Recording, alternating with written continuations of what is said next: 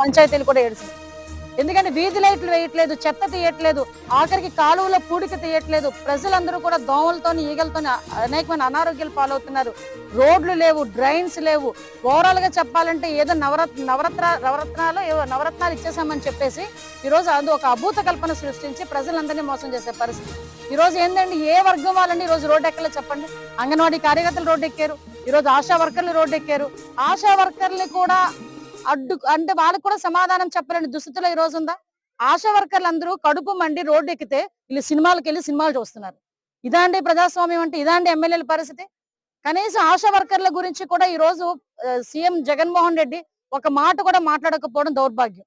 ఈ ఎమ్మెల్యేలు వాళ్ళ గురించి మాట్లాడడం మానేసి ట్విట్టర్ లో ఎమోషనల్ సీన్లు చూస్తే గుండె రగిలిపోయింది, గుండె పిండేశారు, ఇలాంటి ఏదో కామెంట్లు అన్ని పెడతా ఉంటే నిజంగా జనాలు ఈ రోజు మిమ్మల్ని తరిమి తరిమి కొట్టడానికి వాళ్ళందరూ సిద్ధంగా ఉన్నారన్న సంగతి మాత్రం తెలియజేసుకుంటారు.